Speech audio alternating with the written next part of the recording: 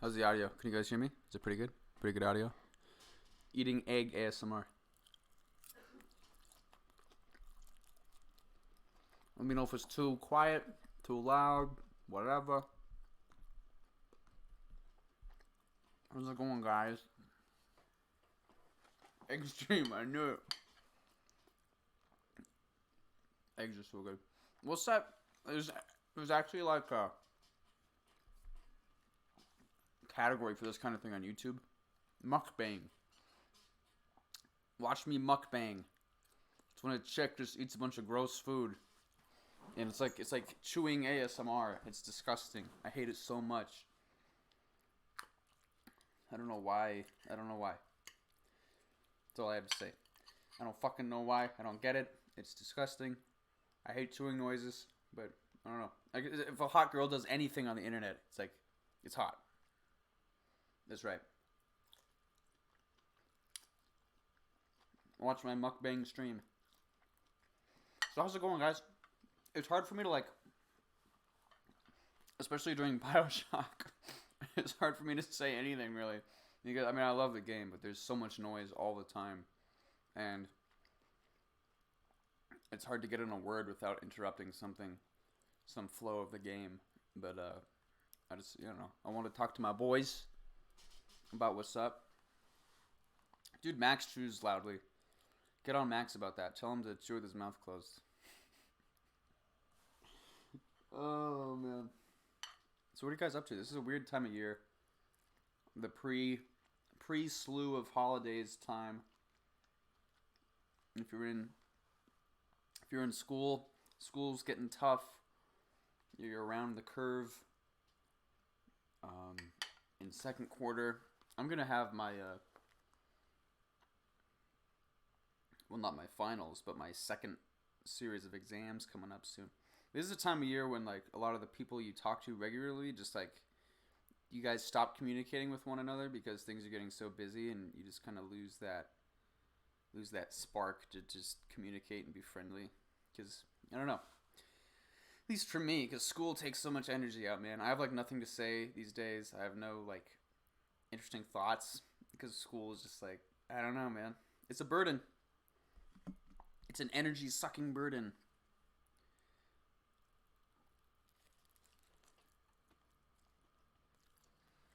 But at least we have mukbang to turn to.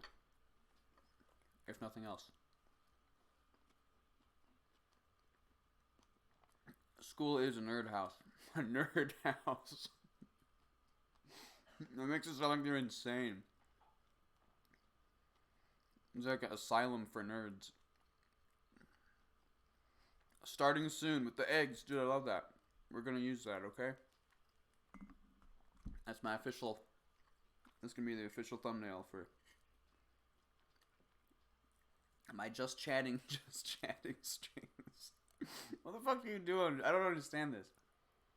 Who actually wants to listen to me just talk? I don't want to do that. You guys should talk. Let me know what's up. Give me questions. Because when I'm playing Bioshock, I can't really... I see a lot happening on the chat, but I don't have time to or the focus to really respond to any of it. So if you guys have any questions, anything to say, you just want to talk, let me know. Who is your favorite mod, me or Jules? Well, you're here right now and she's not, so I guess it's you. Do you like how I eat eggs? I feel like this is weird. I don't like using knives. I feel like it's unnecessary, because then it's just another utensil, you gotta clean it. So I just I do this. Thank you. I think it's quite becoming myself. Oh, the other thing is, it's such a shittily made, building. The walls are so thin. I can always hear the guy above me walking around and shit. He moans really loud when he gets up in the morning.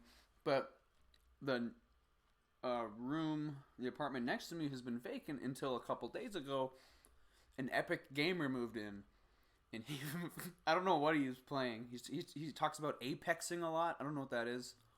But he's yelling about apexing and shit with his good time pals over there on PS4, and it's just like I can hear every word, and it's obnoxious. So hopefully that doesn't interfere too much with my streams, because clearly more important than what he's doing.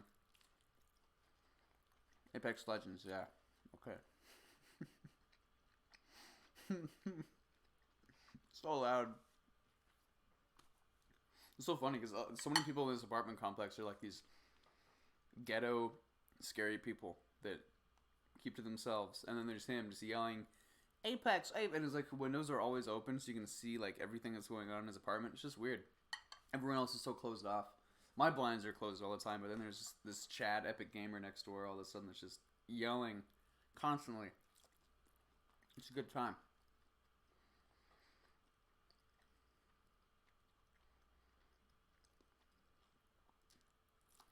So what are you guys doing today? Go to school, Four Eyes. What are you guys up to right now? What time is it in Iceland right now? Zero self-awareness, true gamer. Yeah, exactly. I got eggs. I cooked them a little more than I usually would, because I was also trying to set up the stream at the same time. The other thing that's hard about my setup, it's such a backwards setup. I'm using OBS right now, but when I do games, I use the Elgato software, and I could probably get headphones that connect to the TV, and just get a big ass wire that would run all the way to the other side of the room here, because the TV's like on the other side of the room. Granted, the room's not that big, but it's still, you need a big wire. So I listen to the audio through the software. I listen to the game audio through the software. But also, if I want to do commentary, it's sort of an all or nothing thing with the commentary, where if you can turn the commentary on and then you can speak, but then the commentary is also monitored back to you. So whenever I say anything and I'm streaming with Elgato, it comes back to me like a few seconds later. And so when I fuck up like saying stuff, it's because I'm hearing myself talk what I just said like 2 seconds ago in my ear, and it's really off-putting. And I'm trying to get used to it, but it's like I don't know what else to do right now. I don't see any other way to do it. So yeah, that's why I like screw up words so much, and I like pause mid-sentence because I'm trying to stay focused with what I'm saying. But yeah, it's weird. It's a really, I don't know. There is a way to run the Elgato software through the OBS software, but the amount of lag that there is between those two bouncing softwares is ridiculous. That I don't know. I'm still trying to figure out how people set this shit up, because I feel like all my setups are so jerry-rigged and it doesn't make any sense, and it doesn't have to be this way. But you know me, I don't know shit about how any of this stuff works. I'm still using the fucking Elgato devices, what me and Max bought like offhand at a GameStop when we first decided to do Let's Plays like 3 years ago, and to this day we're still essentially just using that. We haven't upgraded at all. We got like a camera and stuff for the face cam, but essentially, so we've learned nothing in 3 years of doing this. We're just still same old, same old. You know us. We're very lazy. So if there's any way we can keep things the same, like all the time, we're gonna do it. We don't like change. We're like Stewie Griffin. VIP who?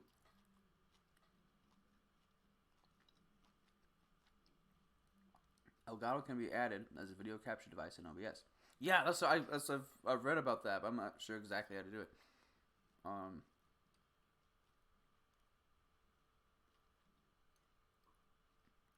You're just about able to use PowerPoint.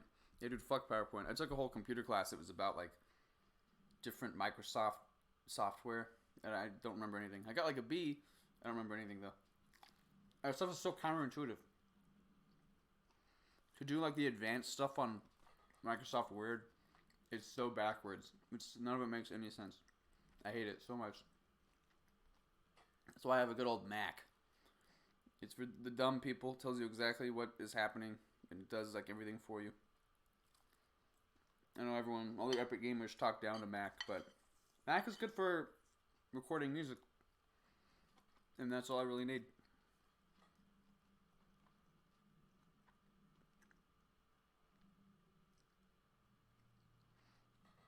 Don't make fun of Mac, Baldy. Mac Oblivion? That's right. How loud is my chewing? Is my chewing really bad? I'm done now, so if it was bad, it's over with. I'm sorry. Man, those are good eggs.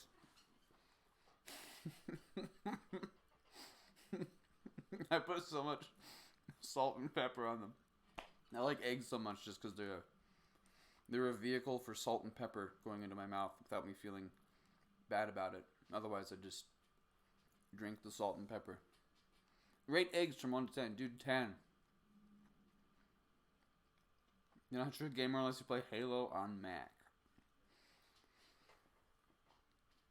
Mac bad, egg good. Egg review. My eggs are pretty good, man. I love a good egg. Chocked full of protein. I also like chicken too. I eat a shitload of protein. I don't even mean to. I just gravitate towards those things. I used to eat steaks. I used to eat large steaks. I used to cook them for myself in high school. I was a much better cook like in high school when I was like 17, 18. I don't know what happened. I literally just only cook eggs these days. I got lazy.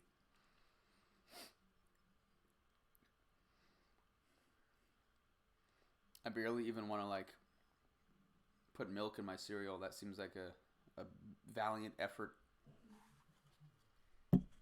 Max is a great cook though. Max is genuinely a great cook. If you guys didn't know that. LaFave Bros lore.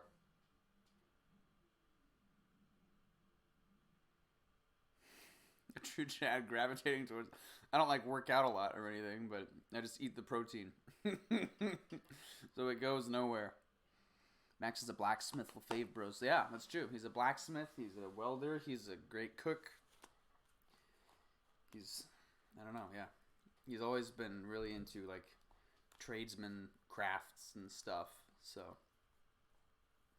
Max is God, basically, actually, yeah. I just don't eat and pretend I'm on a diet all the time. Well, I guess if you don't eat, then you are on a diet. There's got to be some ridiculous diet that's just straight up don't eat. You're fasting. You're fasting all the time. That's not good, man. You should eat. I used to be one of those guys that, like, didn't eat when they were sad. I was really skinny in high school because I hated high school and I just never ate because I didn't have the appetite. And then I think, I don't know. I think it was when I got a job and I started making real income that it became the reverse. I started stress eating. So when I was like unfulfilled, sad, whatever, I'd go to Wendy's and I'd get a Baconator and then everything was better. And then I got real fat. Vlog or else banned.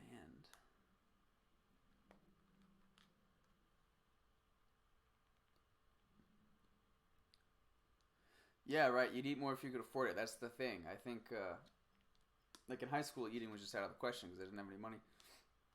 But yeah, I don't know, it was like this fucking epiphany you have when you start making real, like, income. You're like, wait, I can just buy whatever food I want.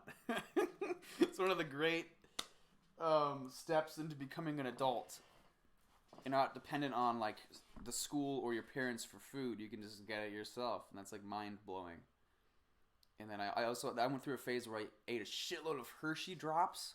Hershey Drops are, like, it's just like a pellet of straight-up Hershey's chocolate. And they came in bags.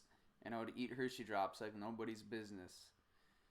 I would eat them I would drink a Powerade with them. It was always a blue Powerade and a bag of Hershey Drops.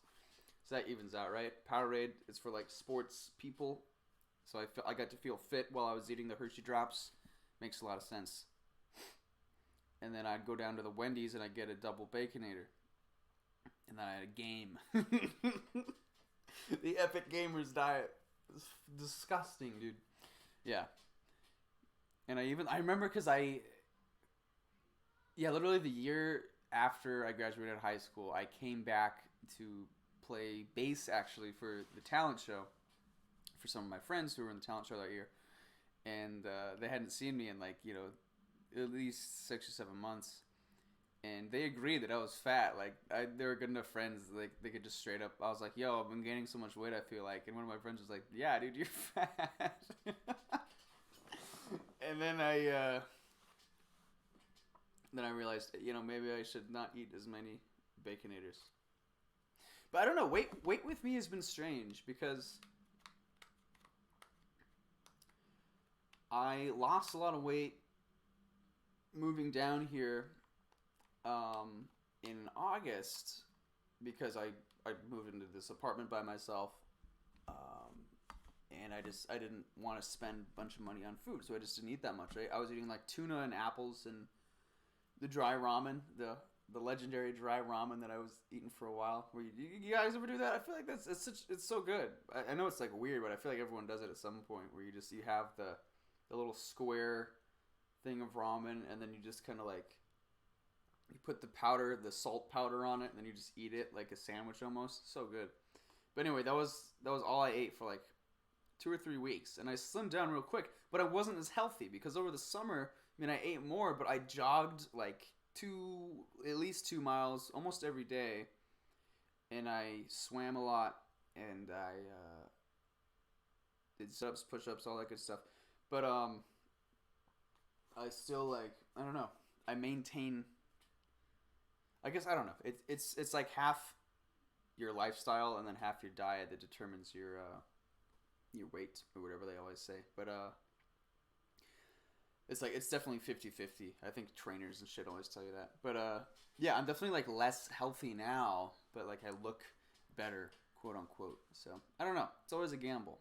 You gotta do what's good for you.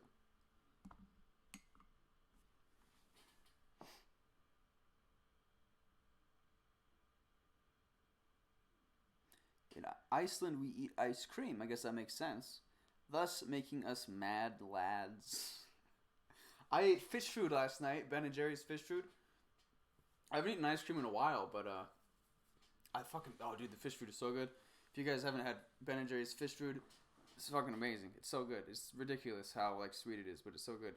And I feel like someone at the grocery store down the street buys fish food in bulk because every time I go look for it, it's never there. All the other types of ice cream, Ben and Jerry's ice cream, were there. Fish food, that like section where the fish food is supposed to go, it's completely vacant. But then I went last night and there was one left. So someone goes in there and buys up all the fucking fish food. Man after my heart, whoever does that. He probably is Max.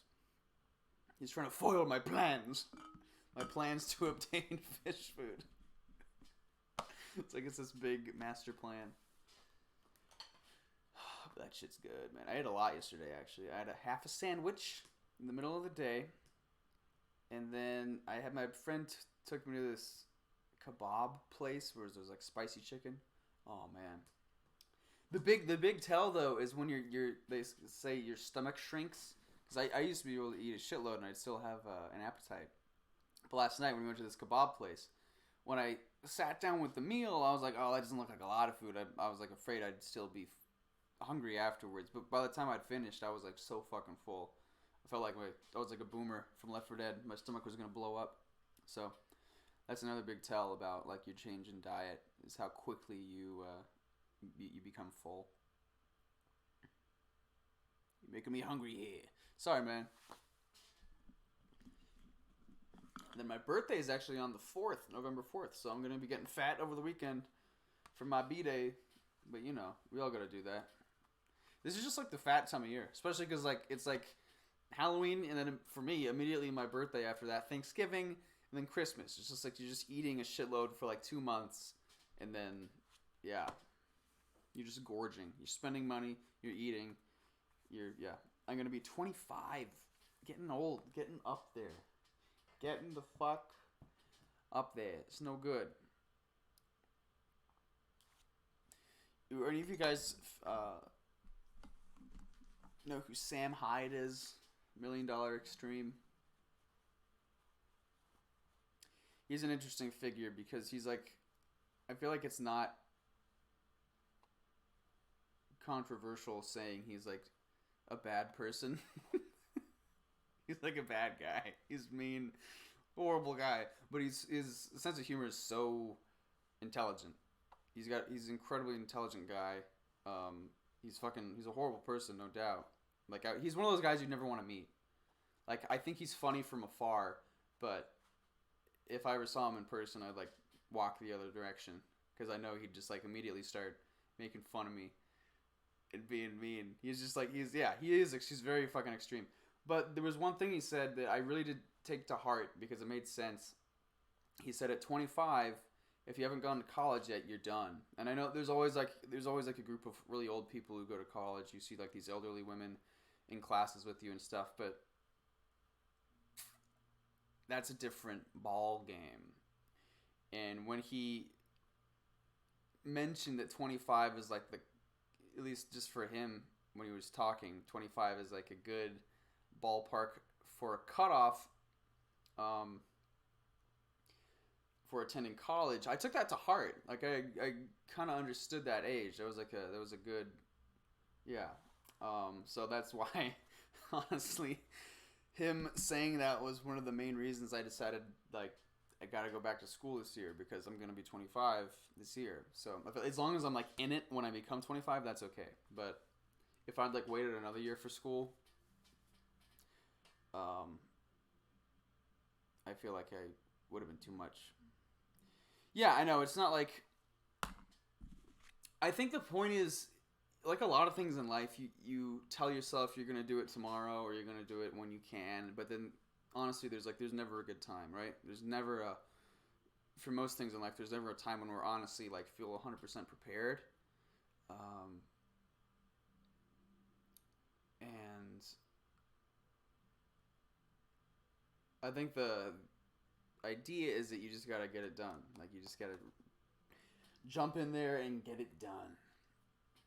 It was tough. It was strategically it was awful to go to school, especially to like move down here and go to school right after like Oblivion in real life 2 and everything, because that was a very like we loved doing it. When I think about the whole process of making that little skit, I get excited. I want to do shit like that again. I loved doing that. The process was probably more fun than seeing the final product. But I mean, I hope you guys liked it. But anyway, that being said, it was a lot of money. It was a lot of money, and so we spent a ton of money, and then immediately I had to go to school, and I had to like pay for this apartment on my own, and blah blah blah. So it was like huge expense after huge expense, and I had to quit my job because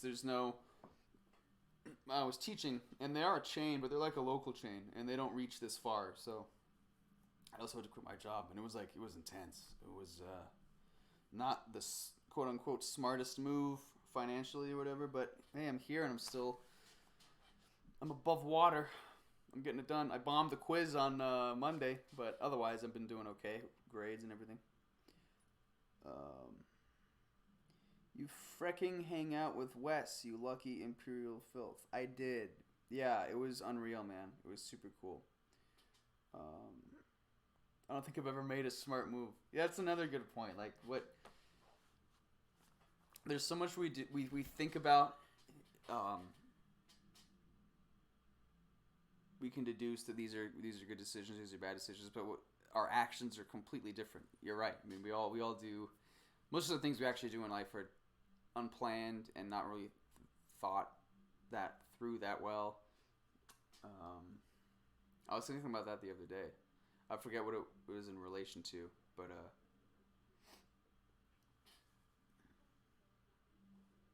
did you ever think that having rid of the High Elves would get you to meet Wes Johnson? No, dude, never. I mean, I didn't even think anyone beyond like me and Max's close group of friends that also happened to play Oblivion would ever even see that video. So it's all been a trip. I mean, it's happened over a long enough period of time that I've like gotten used to it. I feel like if everything like happened quicker, like making the video blowing up, and then the Let's Plays, and then West, like, if it had happened all in the span of, like, a year or 2 years, it would have been like, what the fuck? But, it also led you to me. Wow, romantic. It's true. Yeah. No, but, I think we recorded that video. I mean, I've talked about this, a lot now, but if you guys don't know, we actually recorded the video in, I think, 2014, and then Max posted it not until, 2 years later? Almost 2 years later. And might have been 2013 even. There was definitely like a 2-ish year gap between when we recorded it and when Max posted it. And then there was another, like 1.5 year gap between that video and then us doing the Let's Plays. So there were like, the expansion of all that shit happened over a relatively long period of time. But it was good though, because it gave us a chance to like get our grounding. I remember it was so surreal. When I came out with the third one, Oblivion 3, which was, I only did because there was like such a demand for more of them after I posted the second one. I started getting emails from like companies and shit about wanting to partner with me and run my YouTube channel. I turned them all down. That sounds awful. I never want to be like partnered with any corporation or anything like that. But it was so weird. It was so fucking. It's weird when that shit. You just get like flooded with that stuff. At a certain, there's like a turning point where all that stuff just comes at you. There's literally a mod that changes all the Bretons in the game to Wes Johnson's voice. In Oblivion, you're talking about? Every single Breton in the game has been voice acted. Right, yeah. There was a point, I know, where Wes Johnson voiced, like, almost literally everyone that wasn't a female. Once by Ralph Caution and once by... Yeah, right. Yeah, I've heard some of the voice clips of him as Joffrey. It's so funny, dude. I'm Brother Joffrey. What do you want? So much Wes. It's great. Oh, man. With that YouTube success, did it change your thoughts on your future? That's the other thing. It's probably not good. Throwing knife across the map. I don't really... I've never had any specific plans for my future. I mean, that's bad, but it's also good because I think I've always been content with what I do, like making music and everything. That's what I want to do. So as long as I'm doing that, I don't have any like big plans for my future. So... yeah, when the whole YouTube thing started happening, honestly, for me, it was more of like, wow, if we pursue this, I mean, not only is it just awesome that we get to make videos, because I love making videos and skits and all that stuff, but if I could get to the point where I could make this a real career and not have to have like a fucking customer service job, that would be amazing. I don't know. Customer service takes it out of me, man. It's very... draining. So anything to like enable me to not have to do like work at a movie theater or a clothing store or just any of those like third tier jobs is golden. Because let's face it, with a music composition degree, nothing's gonna happen. I'm just getting it for the sake of getting it. I'm not assuming I'm gonna be this big time composer. I'd probably, if it weren't for the Let's Plays, I'd probably be going right back to working at a movie theater after I got the degree. So, it's been a godsend in terms of that. It's just super cool that we can, I don't know, it's surreal. It's surreal, yeah. And even in high school, if someone had told me, hey man, you can make, because I remember that was like, when I was in high school, there was sort of a rise of like MLG gaming and stuff, and there were a few people that went to school with me who got paid to play games, but not in this sense. Not in like a comedic commentator's sense. They were just like actually really fucking good at like Call of Duty or whatever, and they got signed on teams and shit. And that was the first time I even heard about that, and that blew my mind. But if you had told me I could just like play games and just be me and then get money for that, I'd be like, what the fuck are you talking about? You know, it's crazy. But what's really my one huge regret is that somewhere there is a camcorder with a tape in it when in 2008, me and my friend, I think I mentioned this before, me and my friend did a proto-Oblivion Let's Play in 2008. There wasn't any, like face cam game camera thing. It wasn't fancy like that, but it was me playing the game, and it was like us making fun of the voices. And part of it was that we weren't thinking ahead. We were just thinking it'd be funny for us. Part of it was like I think we literally sat the camera on top of the TV and had it looking at us. So a lot of the footage is just us like reacting to what's happening in the game, and then you can hear the game through the TV. So it's very like it doesn't make any sense. But and then part of it is my friend like filming the game and then kind of going back and forth between me and the game and like me making fun of it. It goes on for a while though. It's like hours of footage of that. And of course, at the time, everyone thought it was stupid, and even we thought, like, who's gonna like this? And then, sure enough, Let's Plays and all that shit started taking off, like 4 years later or whatever. I don't know. I don't know exactly when all that stuff started, but yeah, 2008. Swear to God.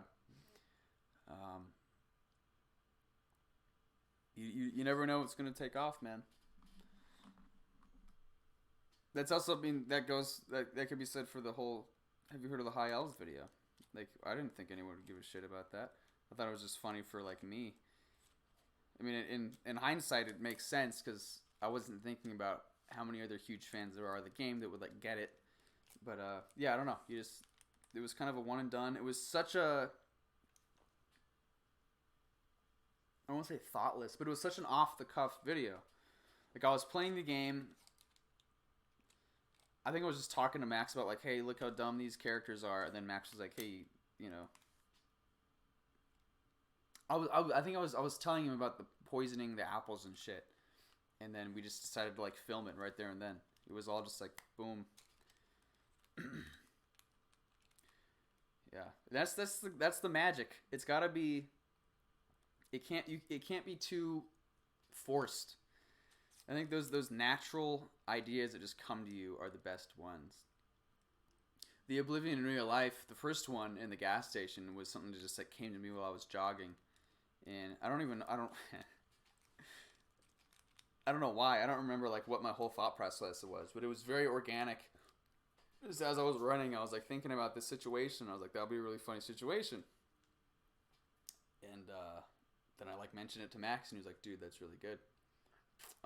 But apparently there is. I feel really bad because I feel like I stepped on these guys' toes. But there is like a video that's essentially the exact same thing as Oblivion in real life, but it's for Skyrim. I don't remember what it's called. You could probably find it fairly easily. There's two guys that go into a gas station, and then I think the proprietor is like he's supposed to be like a Skyrim proprietor, and they interact with him, and it's weird. And yeah, and it was like way before ours. I honestly had no idea. Max was like, dude, you sure you didn't like rip this from these guys? And I was like, no, dude, I totally, because yeah, I'd never seen it, and I remembered very specifically like the thought process I had in my head of this situation, but yeah, so I felt kind of bad because I didn't know, but I don't know. At least they're the different games. There's a Skyrim and ours is Oblivion, so. And different shit goes down in each of them, so. But it is the exact same premise, which is kind of weird. Yeah, the prank video of us talking or like being Oblivion characters. Sorry, that was probably really loud into the mic. I don't know. That's a tough one. I don't know how those guys like Impractical Jokers and all those guys. I don't know how they do it. You got to find the perfect location.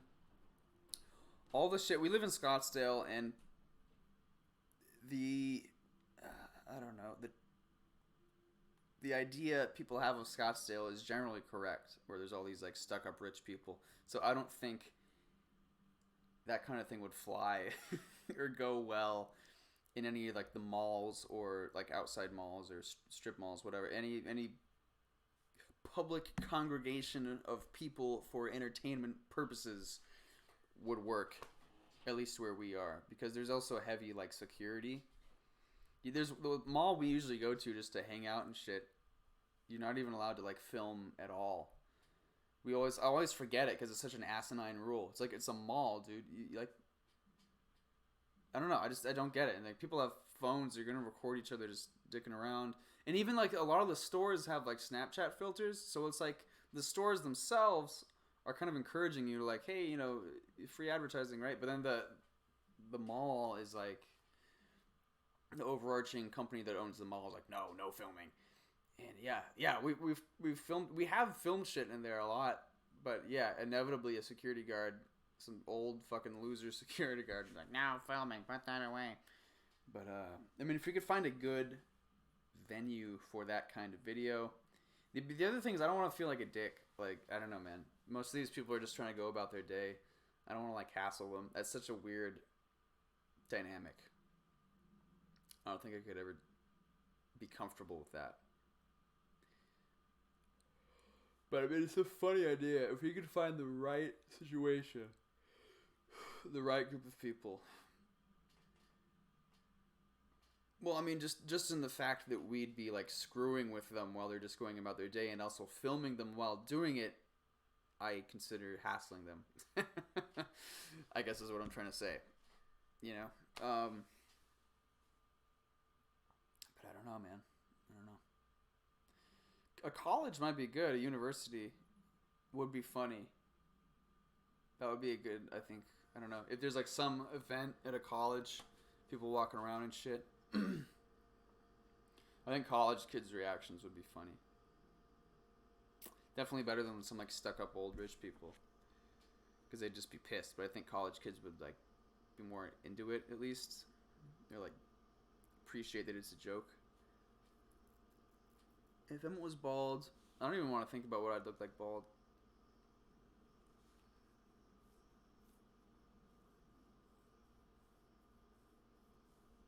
Honestly, I just want to hear more Oblivion dialogue. Oh, man. The game, I was talking about this on Jules Bjorn. She's a streamer. She's helped me a lot with streaming on Twitch. She was streaming Oblivion a few days ago. Yeah, like last week, a few days ago. I can't keep track of time. Last week. And we were talking about how Oblivion is it's so special because it's both genuinely a great game and really like unintentionally hilarious at the same time. I can't think of anything else that's like that. Like you laugh your ass off at the dialogue, at the ragdoll effects, just everything that goes on. But at the same time, it really is like a really fun, immersive game to play. And there's nothing that... And that in itself is a very organic thing. Like, I'm sure Todd Howard didn't plan that. It wasn't his master plan to have that juxtaposition, but it happened. And it's magical. It's timeless because of that. And I think that's why it's better than Skyrim, because Skyrim has more of a... You can tell they tried harder with Skyrim, which isn't necessarily bad, but it removed some of that charm that Oblivion had. Yeah, it does take itself very seriously, which is not always bad. Like someone was saying earlier, I don't know if it was you, that BioShock takes itself too seriously. I think BioShock pulls it off. I mean, the whole situation of Rapture and everything is so grim, and all the themes are so serious and adult that I think it's appropriate that it takes itself seriously. But yes, like Skyrim taking itself seriously is the one thing people don't really like about it, which is fair, I guess.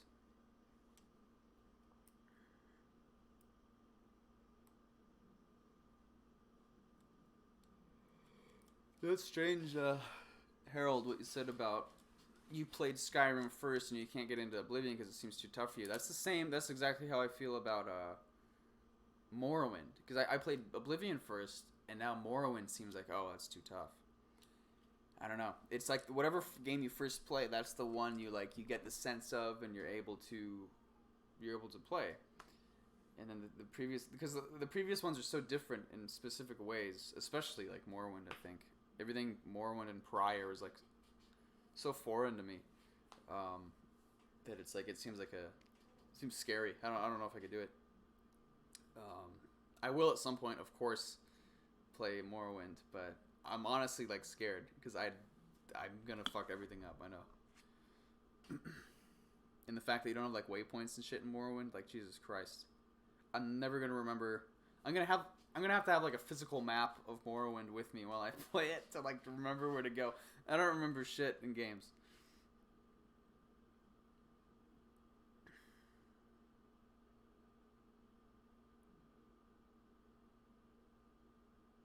Yeah, you gotta walk everywhere.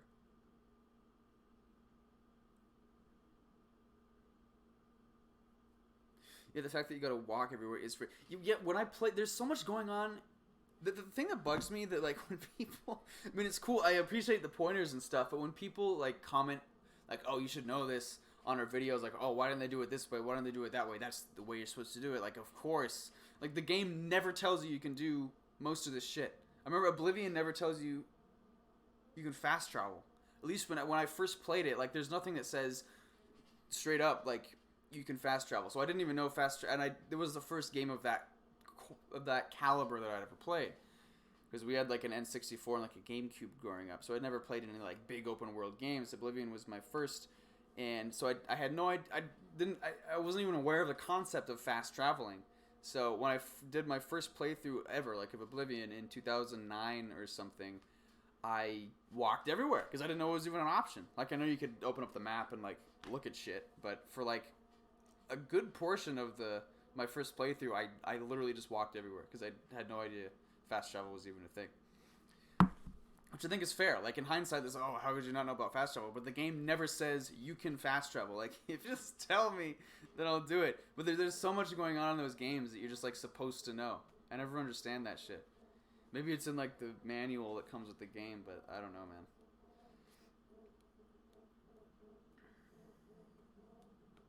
And I'm so forgetful, like in general, when it comes to games, that if it doesn't like remind me of shit, then I'm gonna forget everything immediately. I was playing Monster Hunter last night, and I was forgetting the controls to Monster Hunter. I play it all the time, and I was like forgetting, wait, which one attacks? I was just like, I forget shit like that all the time. I don't know why.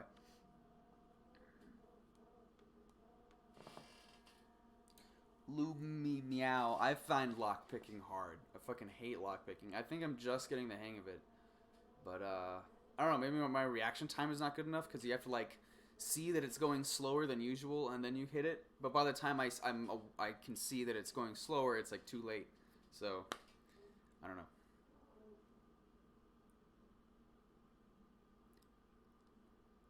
I think, different people are geared for different aspects. I hate sneaking altogether. Like, lockpicking, sneaking, all that, like, I don't know, spy kind of shit. I don't like that gameplay. I don't have the patience for it. Yeah, I don't think I've ever read a game's instruction manual, except for the old like Tekken games and shit. Their manuals were cool because they had like biographies about each character. Those are fun to read. They give you like their blood type and shit. It was like I don't understand why. It's probably a cultural thing, but those were fun. Manuals used to be more fun. Now it's just like one page. It just tells you the controls. But yeah, manuals used to be like exciting.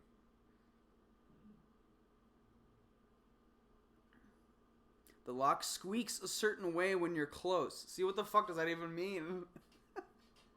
Like when I hear that specific squeak, I know to click A or whatever. Like, holy shit, man.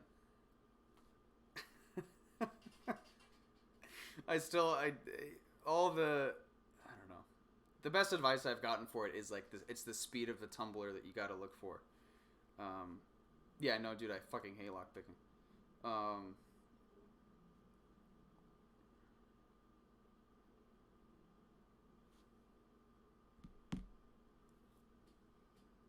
You've been playing a long time. Yeah, I guess you have. Baldy's gonna do a 12-hour lockpicking stream. Yeah, honestly, like I want to sit down and just. There is, well, in Skyrim, there's like the practice lockpicking room in the Thieves Guild. But if there's something like that in Oblivion, I do want to just fucking like sit down and practice lockpicking. I think Bioshock 2 is great. I think it gets a bad rap. I don't know why. There's a lot of media that I have disagreements with the general opinion, and that stuff makes me scared because like I feel like I'm perceiving reality different from everyone else. But I like Bioshock 2 a lot. I think it explores the relationship between Big Daddies and Little Sisters a lot more, and I think it has a lot of good stuff to say. I think the new antagonist is really good in Bioshock 2 because it's hard to top Andrew Ryan. But Sophia Lamb, she's a really cool antagonist. And it's beautiful. It makes me tear up at the end. I mean, there's different endings, but there's one ending in particular I think is sort of the most realistic ending that really, like, hits me. And I think Eleanor Lamb's badass character. The whole game is great. I think it's great. And what it brings, what it adds to the world of Rapture is cool. The other thing I've wanted to play when I finished Bioshock 1, before I played 2, I want to play the DLC for 2 called Minerva's Den. If you guys have played Minerva's Den, holy shit. I think, like, I was trying to think of what the best DLCs are ever that I've ever played before. Like, what would be my top 3? I haven't played that many significant DLCs. I'm playing the Iceborne DLC for Monster Hunter right now. It's very good. But definitely my top would be, like, Shivering Isles. And then Minerva's Den, I think, would be almost on par with Shivering Isles. I mean, for completely different reasons. But Minerva's Den is so fucking good. It just, like, came and went. You didn't really hear that much about it. But, again, I'm a guy who likes, like, narrative aspects of games. And, oh my god, Minerva's Den is so ahead of its time for, like, it's a DLC. It's not even, it's, like, it's much stronger than, I mean, I do love the original story of Bioshock 2, but I think it's much stronger just as a story than the actual Bioshock 2. So, oh my god, Minerva's Den is amazing. That one makes me tear up too. I want to show you guys that one because it's quick, it's to the point, and it's very powerful. Do you think your neighbors think you're insane? I don't really care. They probably do. I didn't play the Whistleblower DLC for Outlast. Honestly, like, I thought Outlast was good. I mean, it scared me and shit. I don't really remember that much from it, but I do remember, spoilers if you guys haven't played Outlast, that you're playing as, like, a journalist or something, or whatever the fuck, and your guy goes through hell. Like, he's... The other thing that just blows my mind about video games, I think is unintentional, is, like, how strong-willed most of the characters we play as are. Like, the shit that they go through, and they keep going through. Like, your guy loses fingers in the beginning, and then he's just, like, still just, like, ready to go. And it's, like, it's insane. Like, it's inspiring. And, I don't think it's intentional, because they're just, like, a vehicle for gameplay and for, like, spooky shit to happen. But when you think of it as, like, wow, this is a real person, it's, like, insane the shit they go through.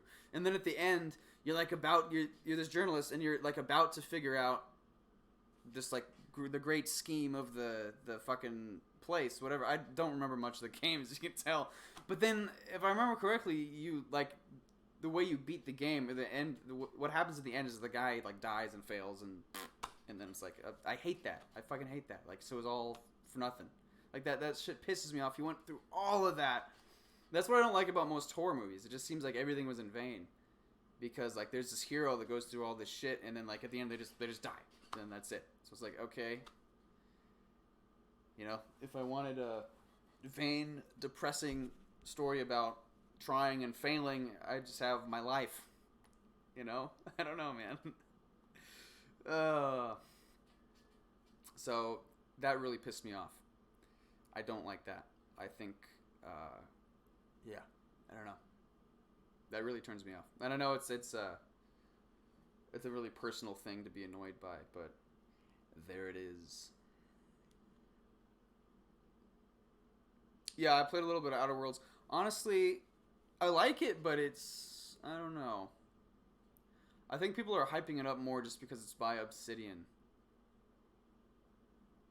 It seems... It's hard for me to get into. I don't know. It reminds me of Destiny, both in the fact that you can, like, go to different planets, but also in, like, the combat. It's very kind of, like, basic. You just gotta have, like, a weapon with enough damage, and then you just, like, shoot the bad guy. The combat got kind of boring for me. And I do like the idea that you can like build up your own crew and stuff, and that's cool. Um, oh, but also the humor is so weird. I don't know if I totally dig the humor. Like when you first start the game, you land on that dude Hawthorne or whatever, and then your buddy Phineas is like making jokes about it. Well, he's not making jokes about it, but you can tell it's supposed to be like funny. Oh, haha. He was so dumb. I told him to place the beacon, not stand there or whatever. Like, I don't know. I don't dig the humor. And then there's like the people in Edgewater that take like company assets and legal stuff very literally. Like you have to pay for your own grave and all that shit. Like I get that it's supposed to be funny, but I don't know, that kind of humor I don't find it funny. Um so there's that. But it looks beautiful.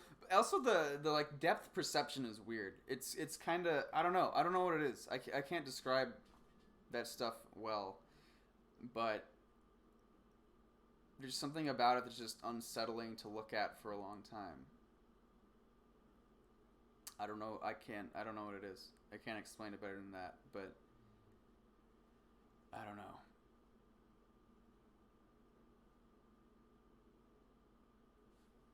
But I don't know. I'll give it a shot. I've only just gotten I just got off Edgewater. I went to like the asteroid planet or whatever and killed some dudes. What was that in regards to? I'm just talking like the looking at the game. There's something about the depth perception that is off-putting to me in what is it called? Outer Worlds. It's weird. I don't know. It seems different than say like I don't know Fallout 4. There are games that like are good with like distance and size and all that stuff, but really narrow field of view on control. Yeah, I think it's that. Like again, I don't know any of the terminology that refers to that kind of shit, but I feel something's wrong when I'm like looking when I'm interacting with the game visually. It's just weird. I don't know how to explain it better than that. I wish I could. Which is a weird thing to screw up. Maybe it's just me. Maybe it's probably just me.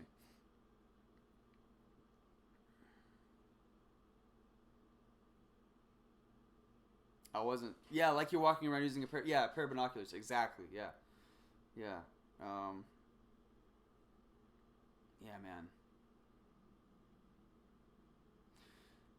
And there's also so much like world building. There's like I don't know what the fuck's going on. There's yeah I don't know. I don't. There's like it's like too much at once. I don't understand the plot so far. Is the story any good? Again, maybe it is, but I'm not holding on to it. I'm not sure what's happening. But I'll play it. It's addicting. I'll give it that. It's not one of those games that I'm like really want to play, but when I am actually sitting down and playing it, I just kind of mindlessly like you just do stuff. It's good at like same effect as like binge watching a show. You just like one thing leads into the next thing. But I guess that's a sign of a good RPG anyway. Favorite games played so far this year? I don't know, man. I don't think I've already played any like new games this year. Because Red Dead Redemption was last year, right? Yeah. Oblivion. I like Fallout 4. I actually do. I don't know why I get so much shit. I think it's good. I don't know what else to say. I think that the whole thing with the synths is like cool. I think Nick Valentine's a cool character. I think the combat and the all the customizing and building of settlements and stuff is really cool. It's Bethesda, so it's poop, right? Exactly, yeah. Obsidian so good, Bethesda no good. They're both kind of not doing too hot right now. Everyone fucking hates Bethesda. I think the hate Bethesda's getting right now is definitely warranted, but I also think like I don't know, Outer Worlds is not that good. I did have a friend, like, I was playing it, my friend came over, and he was like, oh, is this Outer Worlds? Dude, this look bad. And then I was like, yeah, it's free on the Xbox Game Pass. And he was like, oh, it's already free? That's a bad sign, too. So, yeah. I don't know, it's hard. I hate the idea of, like, being almost like a team, like a fan of one company over another. Like, people can make good and bad shit. Like, yeah, Obsidian made Fallout New Vegas, and they made the original Fallout stuff. Doesn't mean everything they make is going to be pure gold. Like, Outer Worlds is okay. It's not amazing, at least so far for me. Again, Bethesda's made Morrowind and Oblivion, all these games we love. Even Skyrim is good. Like, it's not as good maybe in some of the ways that we liked Oblivion and Morrowind, but still, like, if you think of Skyrim as a standalone game, that's quite a fucking achievement. And conversely, BioShock 1 I think is really, really good. That was made by Ken Levine. And then BioShock 2 was made by a completely different team. If I'm correct, I don't think Ken Levine had anything to do with it. And yet, I love BioShock 2 almost as much as I love BioShock 1. And then, Ken Levine came back to make BioShock Infinite. I don't like BioShock Infinite at all, although it was made by Ken Levine. So, there you go. Yeah, I don't know, man. Having, like, this blind, fucking, like, yeah, sports mindset for your favorite game company is really dumb. Like 343 Studios, I really liked Halo 4. I fucking hated Halo 5. Yeah. But that's a tough thing to, like, take over such a legendary series like Halo. But the whole, like, campaign for Halo 5 was so bad. You can tell they're gearing more towards multiplayer. They're trying to compete with, like, Call of Duty and shit. It's a bad path to go down, man. Like, your multiplayer is fine. Don't change too much. And keep the campaigns. Halo's always had great campaigns. But now they're, like, scrapping the good campaigns for more multiplayer focus. And that's not good.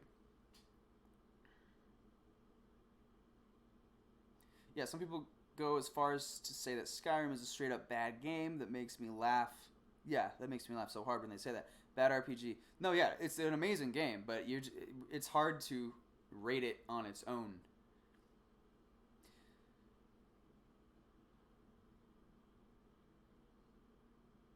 My favorite game was Bolt. Dude, that game made me so sad. That game made me so sad. I hope no kids had to play that game. What a sad experience. People just hate things. I can hate things a lot. I'm a very hateful person, actually. But, like, for instance, I can say that I think BioShock Infinite on its own, I've said this before, I think BioShock Infinite on its own as a standalone idea and game is good. It's well made, it's got some cool ideas. But, and this is the point, I think as it stands in relation to the first two games, it's complete ass. Like, it makes no sense. If you think of those games as like a trilogy, BioShock 1, BioShock 2, BioShock Infinite, it's like, what the fuck just happened? Like, there's no correlation, there's no continuity, and it does like what Disney is doing to Star Wars right now, where they completely undid everything that happened in the trilogy, where they're bringing back the Emperor. Like, what the fuck are you doing? You just rendered everything that happened in the trilogy almost pointless by doing that. And that's the same thing BioShock Infinite did. Like, it diminished everything that happened in BioShock 1 and 2 so greatly. And I love those games so much that I have, like, this hatred for it in terms of its story. Just because it fucked everything that happened in those first two games. And kind of, it made it almost irrelevant or inconsequential. Yeah. But again, as a standalone game, just as a game, BioShock Infinite was good. It was good. Disney Star Wars is a fanfic. That's right. I think the whole idea of, like, canon and shit is so stupid. Like, you gotta take a step back and remember that all this shit is fake anyway. I always, like, when I interact with these things, I think I take what I like and I leave what I don't like. So with BioShock, I love BioShock 1 and 2. I try to just not even think about Infinite. Like, that doesn't exist to me because I don't like it. Same thing with Star Wars. Like, just because this company bought it, it's all they bought an idea. So you can't really have, you can have on paper, you can have dominion over that idea, but you can't take over people's minds. So I don't know. The extended universe is still my canon. Between episodes 3 and 4, Force Unleashed happened. The Rogue One didn't happen. That's what, in my mind, you choose what you like, leave what you don't like. And yes, I do prefer the story of Force Unleashed over Rogue One. I think it's a better connecting story. I don't like 2 though. Force Unleashed 2 is not good, but first one is like, I think it's the perfect tale that connects the 2.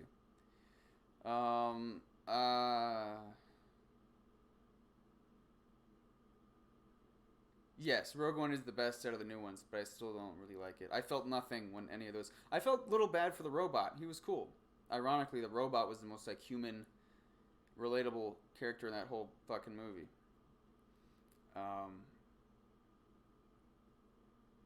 Disney's just so bad with emotions. They gotta make everything so clean that I don't feel any human emotion when I watch their fucking movies. And again, I mean, I've said this before, but I think Rogue One is like a less good version of that movie Fury that was about those World War II tank soldiers.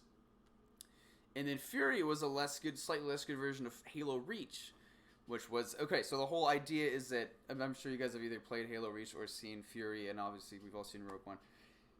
There's like a ragtag group of dudes trying to pull off something that is sort of beyond them, but through heroism and whatever, they pull it off. But they get picked off one by one. In Halo Reach, they get picked off one by one. In Fury, they get picked off one by one. In Rogue One, they get picked off one by one. And they like barely pull off whatever they're trying to do, but they all die in the process. That's why, to me, they're all the same. It's the same essential idea. And I think out of the 3 of those, Halo Reach was the most emotional one. And so, I don't know. To me, like, once that idea has been done, like, don't do it over again. I think Halo Reach did it best. And then I think Fury did it a little less good, but it was still effective, I guess. I don't really have any passionate feelings about Fury. And then Rogue One was the most, like, sterile one to me. I didn't really give a shit about anyone. And then Disney is also so. I've ranted enough about Disney, but this is where the conversation is going, so I'm taking it. Here we go.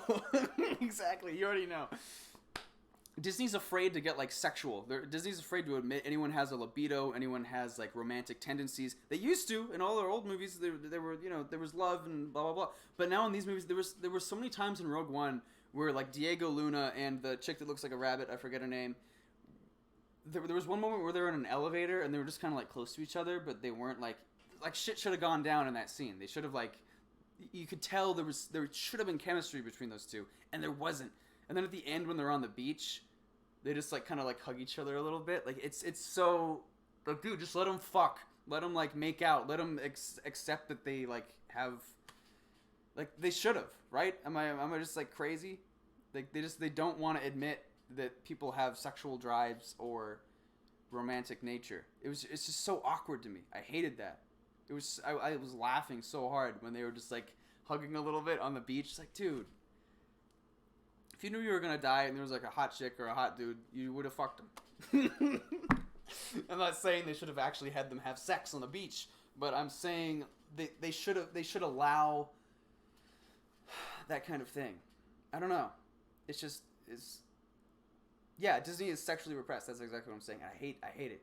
Even in the new, like the big with Rey and everything, there's like that little romance between the black dude and the Asian chick. I don't remember any of their names. I'm not trying to be racist by referring to them as a black dude and the Asian chick. I just don't remember their names. But again, even that like relationship is so like sterile and stiff and shitty and pointless.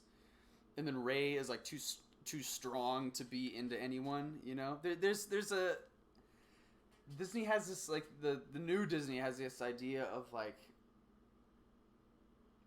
romance almost being a weakness. All their strong characters aren't allowed to like have any human emotions for anyone. Rey has no libido. It's sad. Like you gotta real people have these things, and it's not bad. It doesn't make you less of a person because you want to fuck.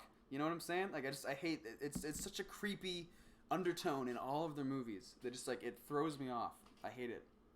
Ray Romano. Ray Romano. I forgot about Ray Romano.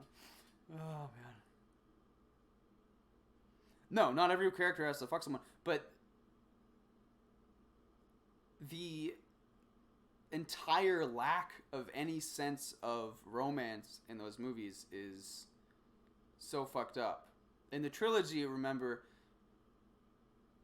just the fact that they were all together, that sort of trio of Luke, Han, and Leia, there was a tension. Like, there was this princess and there were two guys. So yeah, the two guys were kind of like wanted the princess. And there's that scene after Luke almost dies where like you know that Han like wants Leia. They're kind of like arguing, and then when Luke comes back, Leia kisses him, and then and then Han's like annoyed by it, right? Like, it doesn't have to get in the way of everything, but it's human nature, man. So if you're a good writer, you're gonna like add a little bit of that, just as it feels natural. And I think that was handled well in the original trilogy. But yeah, in this new one, like, and the romance between, what is his name? Finn and Rose, is that the Asian lady? The romance between Finn and Rose was so forced. It felt so mechanical. I hated it. So no, not everyone has to want to fuck everyone else, but I think generally in life that kind of thing does happen. So, yeah.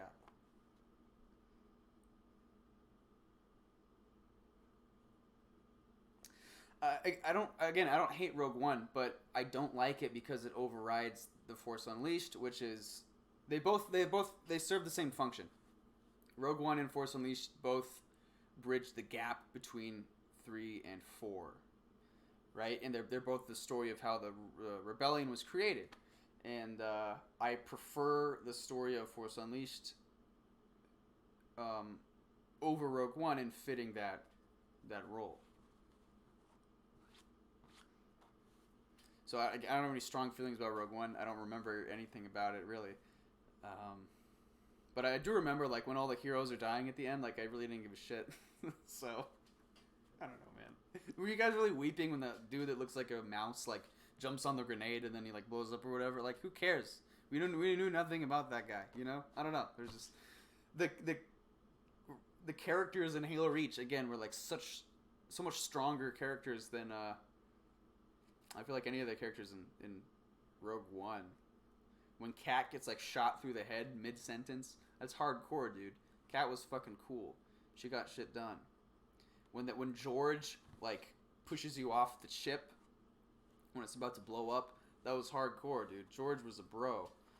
When the what is it? Carter, is that the guy's? I forget the what's your team called in Halo Reach? You all have like number. Yeah, you're just numbered, right? 6. You're 6, and so the leader is 1. When he's like flying that ship and he's all bloody. Noble 6, thank you. Yeah, when he's like flying that ship and he's all bloodied, and then he like rams into that whatever the fuck that is, the scarab or whatever, to like clear the way for you. That was so fucking cool. That was so powerful. Because we'd been through him on this journey and we knew how dedicated a soldier he was. And then when Emil goes down swinging, because Emil was always such like a melee badass. He always had his knives and shit. And then it was so good. It was so much more like passionate than any of the deaths, at least to me, in Rogue One. Oh man.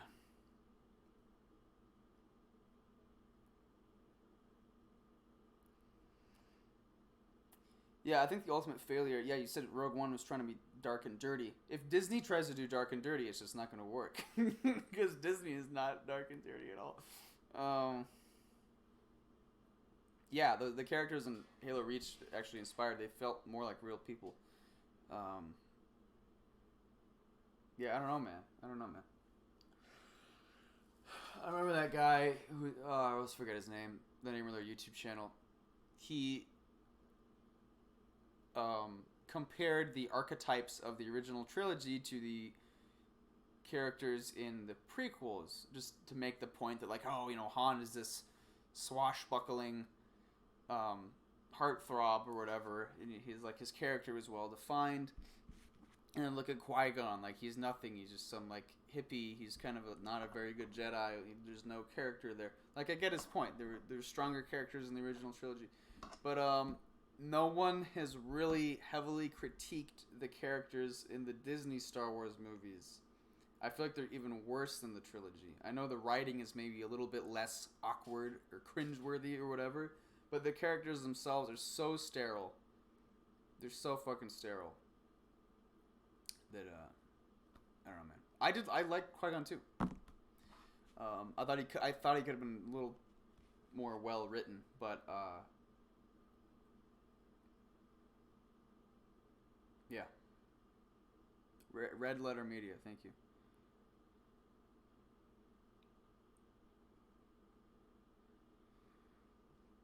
It is better to be cringy than... People are so, like... I don't know, man.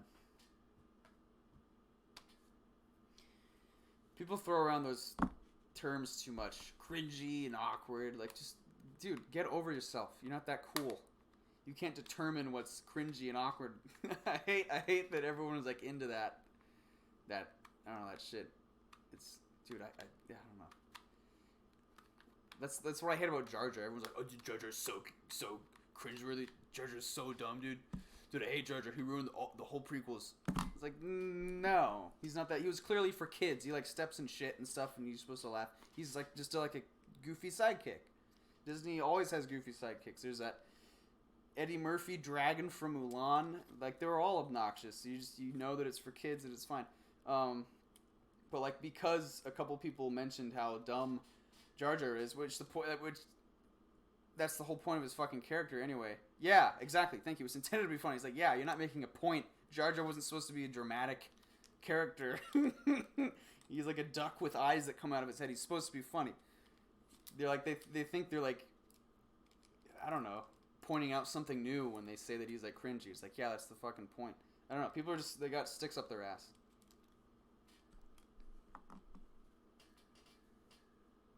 Yeah. I hate the way people toss that term around. It's just like, it shows more how, like, awkward and, like, socially awkward they are than anything when people are like, that's cringy, dude. It's like, no, just relax. It's not that bad. I don't know. I hate that sensibility. Yeah, exactly. I never really paid attention to Jar Jar. Exactly. He's not in it that much. I don't know, man. People are weird with that shit.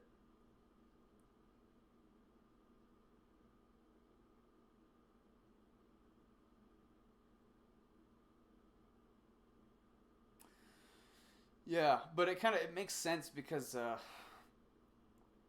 he is a buffoon. He's like an idiot, and I think just because he went on this incredible journey with those two Jedi, that they give him this prestigious position, and then of course because he has no actual knowledge of what it is to be a politician. Like, yeah, thinking of Jar Jar as a politician is like, what the fuck? That's like a bad idea. And sure enough, yeah, he just like goes along with. But also, the Emperor convinces Padme to get him elected. So there's more. It's not just Jar Jar. Like, he knew what he was doing, and he's obviously good at manipulating people. He manipulates the shit out of Anakin in the third one. So, yeah, it wasn't just Jar Jar, but yeah, Jar Jar was part of it. Oh man. Yeah, he gets Padme in the first one to make a vote of no confidence in Chancellor Valorum. I don't know why I remember all this shit, but yeah, she's the one that gets Valorum knocked out, and then so the Sidious, whatever the fuck, Palpatine can go in office. Oh man. Is it okay if I come to your donation picture? Yeah, man. There it is. I always forget that it's down there. Wow, it's so beautiful. Supreme Chancellor, delegates of the Senate, a tragedy has occurred.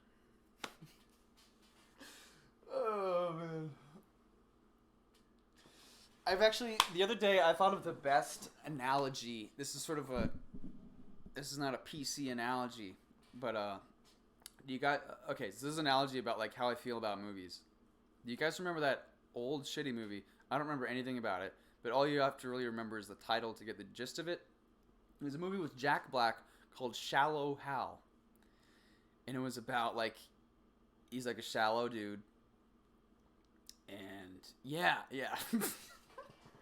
Such a bad movie. I'm just assuming it was bad. I saw it when I was like 10 or whatever the fuck it came out. So the whole point of the movie is like he's a super shallow guy, which is hilarious because it's Jack Black. But yeah, he only wants to date like 10 out of 10 dames and shit. And so there's like this magical thing that happens to him where he sees, I don't know if it's literally this, but it's essentially like he sees their soul instead of who they are physically. So if there's like this really obese, smelly woman or something, but she's a really good person, he sees her as this like perfect platinum blonde dime, you know?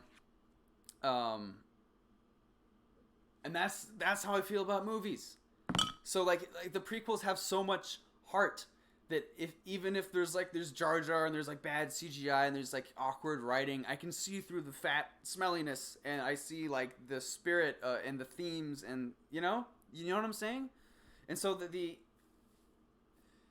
Disney movies are like the opposite. They're like an actually beautiful woman, but when you sit down to have dinner with them, they have nothing to say, and they want you to get the check on the first date, and they're kind of annoyed, and they're on their phone a lot. That's like, but they're beautiful. They're fucking hot as fuck, but they got nothing going on as a person. Whereas the prequels are like fat, smelly women, but they're really good people. So there's my Shallow Hal analogy. Yeah. So, I don't know. And to each their own, you know?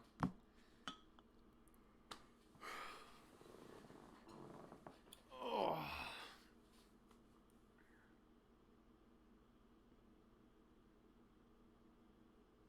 Choppy, what up, man? Fat and smelly. You know what I'm trying to say. Oh, man. I thought I was such a genius when I thought of that.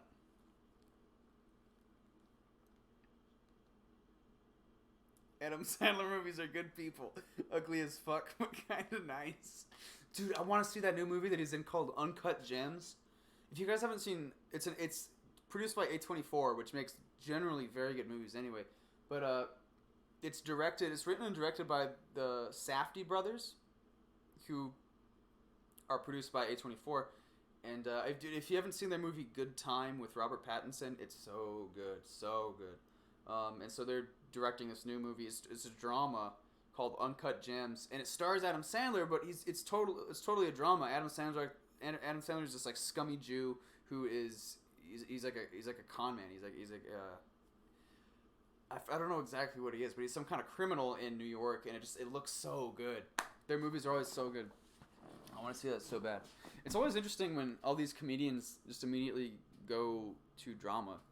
I know Jim, that whole like era of comedians is doing this now. Jim Carrey is trying to get into dramas and stuff. I haven't seen. I know we did it a little bit with like Sunshine of the Spotless Mind, whatever the fuck that long titled movie. But Eternal Sunshine of the Spotless Mind. But I haven't seen any of Jim Carrey's like drama shit. But Uncut Gems looks really good. Can't wait for the Louis C.K. drama. Oh, man.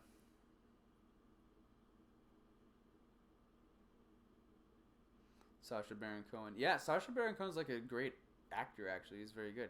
Yeah, most of these comedians are really good. Like, the character Saul Goodman in Breaking Bad and Better Call Saul, that dude's just a comedian. He was on Seinfeld for an episode. He used to do, like, skits with Conan. Like Conan O'Brien and shit like that. He was just a straight up comedian. And then, like, all of a sudden, he's also just this really good actor. It's interesting how being good at comedy translates to being, like, a really good actor. Apparently. Like, there's definitely something to that. Yeah, Bob Odenkirk. So we'll see. I don't think it would... I know, yeah, Eternal Sunshine of the Spotless Mind is good, but I think in general, I can't take Jim Carrey seriously. I don't know, man. There's this new movie he's in where he's got like this big beard and everything, and it's just like, dude, you're Jim Carrey, you know? I don't know. Steve Carell is really good. Yeah, he can go back and forth very well, but I don't buy it when it's Jim Carrey. But Adam Sandler, oh, he looks so good in this. Usually, I really don't like Adam Sandler. Usually, I like Click and shit like that, but like I don't know. What's that one he's in where he's like the little kid? I mean, he's not a little kid, but like that's the joke that he acts like a little kid. I don't know. I forget what it's called, but most Adam Sandler movies just like they drive me up the wall. Yeah, every movie. Pretty much, yeah. Billy Madison, thank you. Yeah, no, I can't do that shit. Oh god, it's so obnoxious to me. But 51st Dates was like fun. It's the most like far-fetched, dumb premise, but it's like, oh, it's kind of sweet, or whatever. And then Click was good because Click was really funny and was also like emotional. Movies never do that these days. Really like they're not afraid to be like a heartwarming comedy. I miss heartwarming comedies. Those were good. Everything's gotta be like straight comedy or straight like heartwarming now. Nothing's like takes that leap. Click's ending felt like a kick in the balls. Yeah. That's funny, man. I don't remember the very, very end, but I remember when he's like fat and he's like raining and he's about to die or something. And then he gets like liposuction. I forget. The ending's like intense though. He's like about to die. Fat and smelly. Fat and smelly. That's the descriptor of the day. I haven't seen Spy. I haven't even heard about that. But I saw him in something else, some other drama, and he's great. Which is, you'd kind of guess based on the stuff. He does a lot of like kind of prank stuff, right? Like his old characters were like Borat and everything. He was really interacting with real people. That takes a lot of fucking skill to be able to pull that off. In such ridiculous characters as Borat and who's that like, European douchebag with the blonde hair that he played for a while. Anyway, he pulls that off well because if you can be such a ridiculous character and interact with like real people and have them not suspect it, yeah, Bruno, and that's incredible. The Jerk, what a classic. Click 2 out next year. It's called Tap. Are you kidding? I feel like you're kidding, but I can't tell.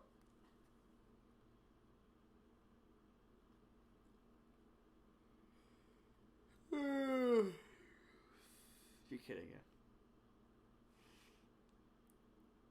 Click was good though. I mean, I really do miss those kinds of movies. Talk about something that doesn't take itself too seriously. I think a lot of movies are too self-aware these days.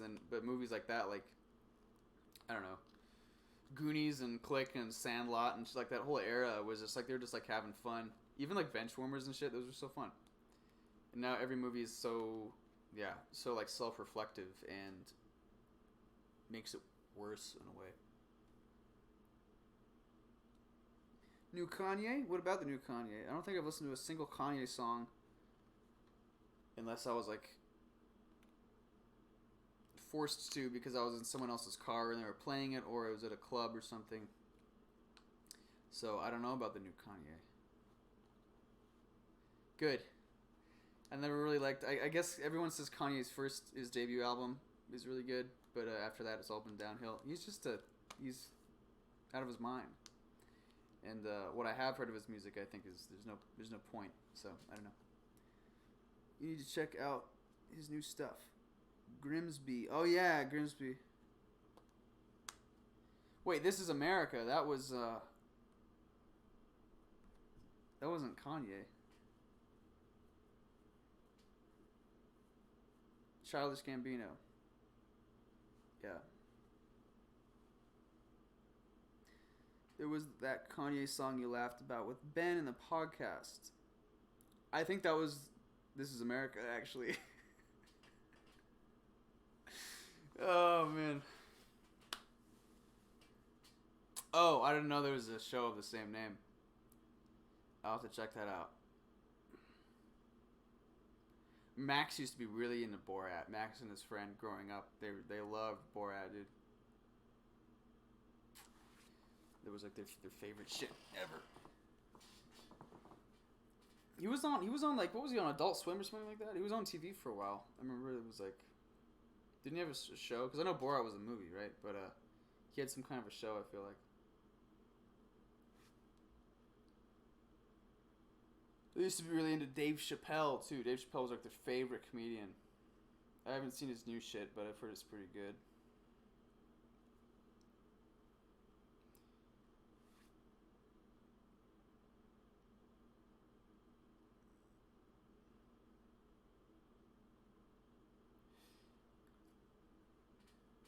Don Rickles. Who's Don Rickles again?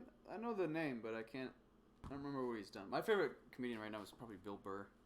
He recycles a lot of material, but what he does have to say is very good. Where did you learn your chord progressions music theory?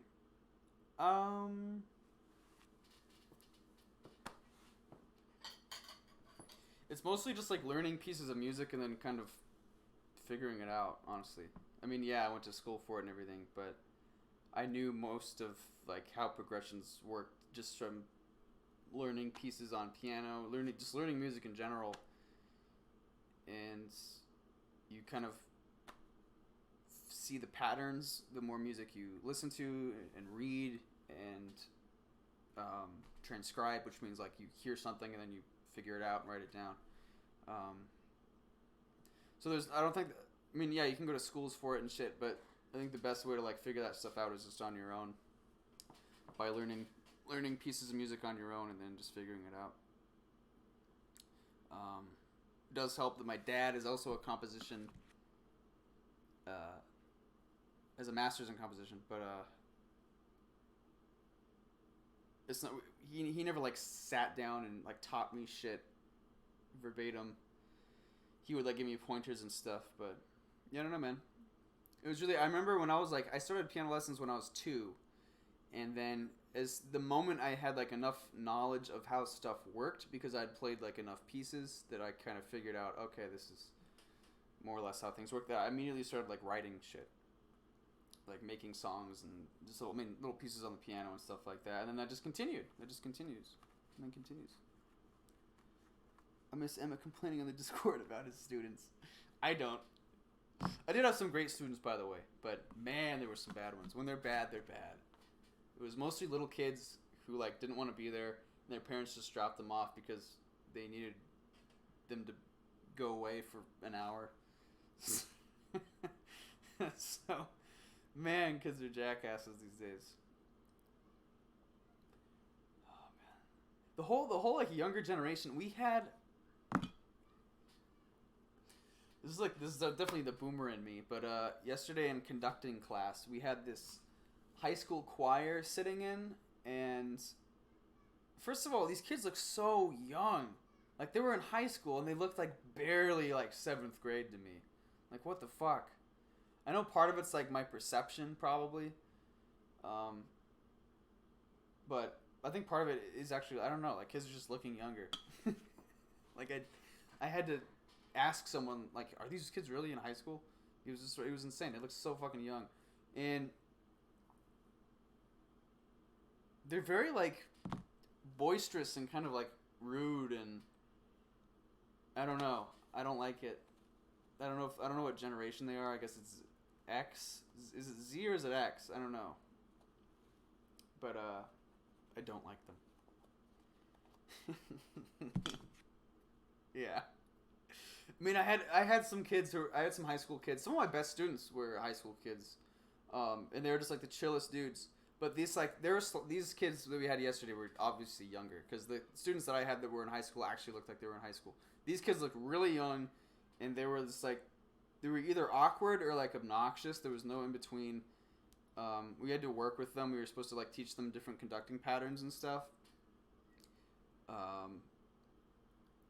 And none of them were really engaged. And then when it was their turn to get up and like try to conduct us, which like if I were in their shoes and I was conducting these like college kids, I'd be fucking petrified. But they were just like they were like joking around, and like it was, I don't know, it was just weird. I don't know, man. I don't vibe with them. It freaks me out. They're like almost too outgoing and just like insane. I feel like I couldn't hold a real conversation with any of them. But then I had the students I've had that were in high school were like older. I think these kids were like freshmen. But the students I've had were like juniors and seniors. They were really cool. They were really chill. Yeah, I'm vibe checking kids. Ain't no one safe.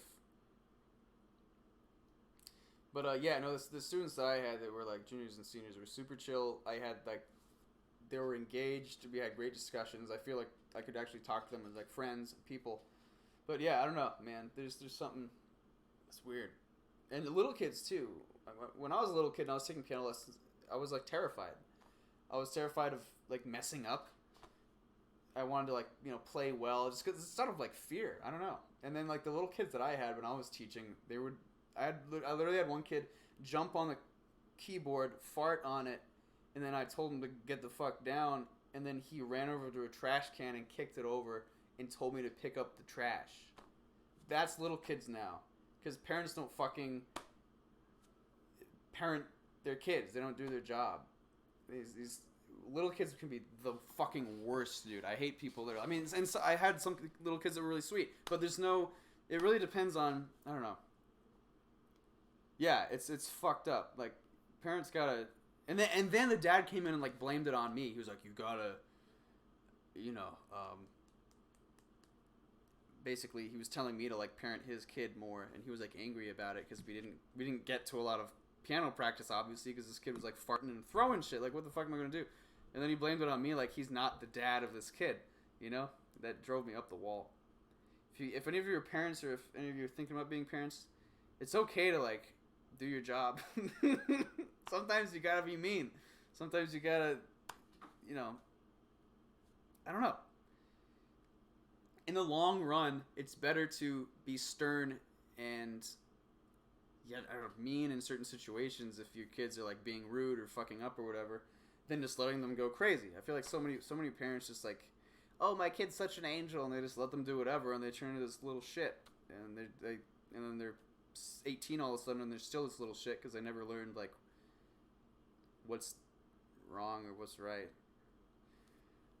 I'm not an angel by any means, but I don't know, man. I just when I put myself in these kids' shoes, I don't understand. I don't see how are you fucking doing this? When I was a little kid, I was terrified of teachers and shit, and then I don't know.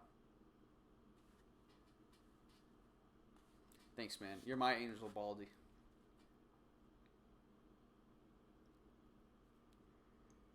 Oh man, I gotta go to careers and music class in 15 minutes actually. I don't want to go to careers and music. Authority is a sin nowadays. Yeah, and that's bad because people just like. I was talking with my buddy about this last night. How people think any like unattractive emotions or not emotions, but any unattractive like features or interactions between people are like automatically bad. Like it's never good to like scold your kid because it's so mean. How could you do that? Sometimes it's like you gotta do that. You're probably doing it for the greater good. So like if they do something stupid, you let them know that was fucking dumb, and then they won't do it again because maybe it was like whatever they did was dangerous. Blah blah blah. And like you're not allowed to be like angry or jealous or anything these days. It's just I don't know, man. It's just like everything's got to be so pleasant all the time, and that's not overall in the grand scheme of things. That's not good at all. So I don't know.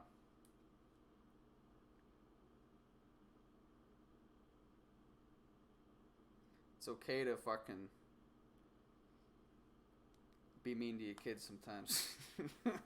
Yeah, Disneyification. That's the other thing I hate about Disney. It's so creepy. Whenever I go to Disneyland, I feel so like out of place because that's exactly what Disney is. Everything's always like light and happy. There's never any sense of like real danger.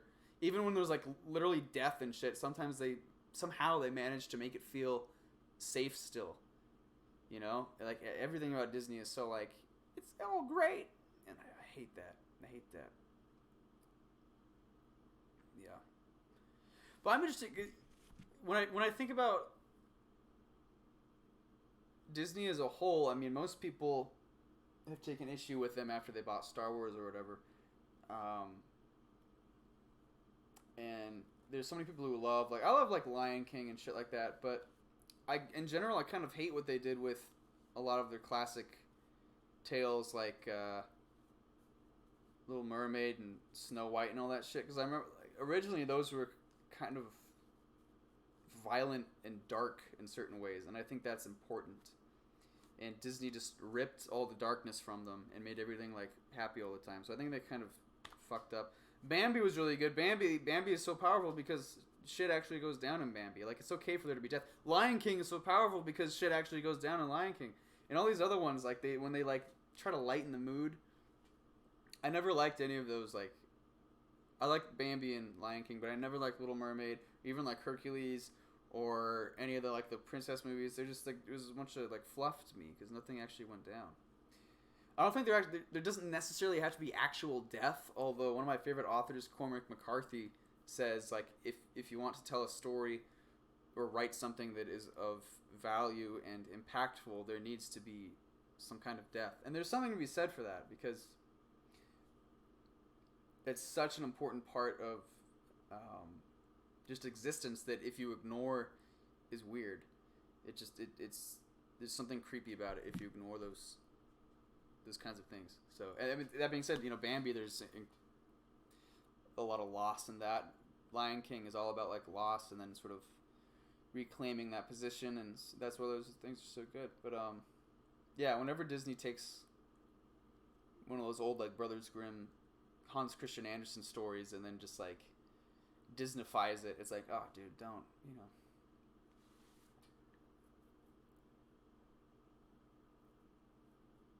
I don't really like Disney animation either, Tropical Jake. It's just like, it's like goofy and like jello-y and just like, it looks bad to me. I don't know, most of it looks bad to me. Lion King's fine because it's like animals, but whenever they do humans, like, I hated the way everyone looked in Hercules. It was so stupid looking. I don't know. In Hunchback of Notre Dame, like, I don't know, man. They just, yeah, I don't like the animations in those things.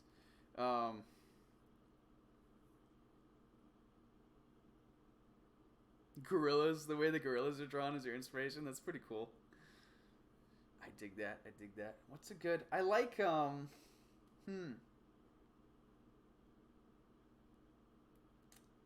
don't know. I'm trying to think of some animation that really stood out to me. Let me see if I can remember the name of it. I think it was Fire and Ice or something like that. There's some movie about there's some old movie about this barbarian.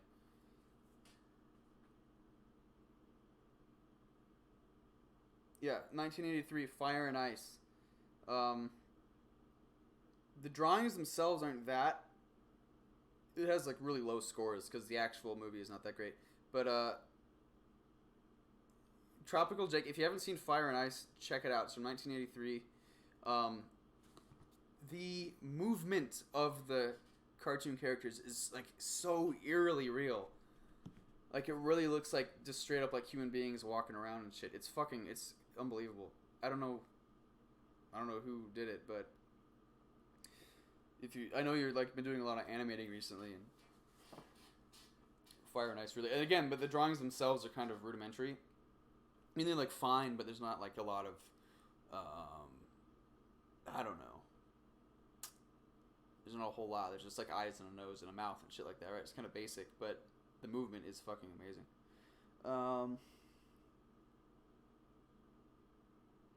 Frank Frazella. I don't know who that is, but yeah, no, it looks incredible. I remember the first time I saw it, it was like, it looked like motion capture almost, or like better than motion capture because it looked so realistic. And I don't know, studying that kind of stuff and just like the idea of capturing motion as an art form, not as like a computer-based thing, is insane to me. I don't know how he does it, but I mean, it's from 1983, so I don't think he got people in a studio and put all the little dots on them and had them move around, because yeah, you couldn't do that yet. So I think I don't know, man. I don't know how you study motion that well, but he does it. And Bambi is good. Maybe it's because they're animals and we're probably not as in tune with the subtleties of how like animals move because we don't see them that much. But like the movement of animals in Bambi seemed really realistic to me. Also, the Fox and the Hound. That one was good. But yeah, Fire and Ice in particular, like the human movement is so good. Um, yeah, I'm sure they watched a lot of models, but even so, like I don't know, it just like it takes a special kind of mind to like get a good grasp on that stuff and know how to translate it into what you're drawing.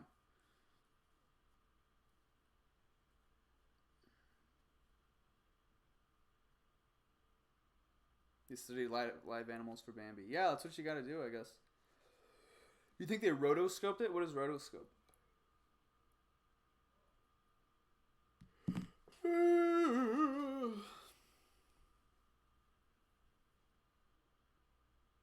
Yeah, dude, it looks so good. Shit blows my mind. All right, guys, I better get ready to go to class. But hey, this was fun. I need to like, if I do this again, I want to sit down with like at least one actual idea to begin with, or like some subject that we can talk about, and then go from there. Just see what happens from there. But this is kind of cool.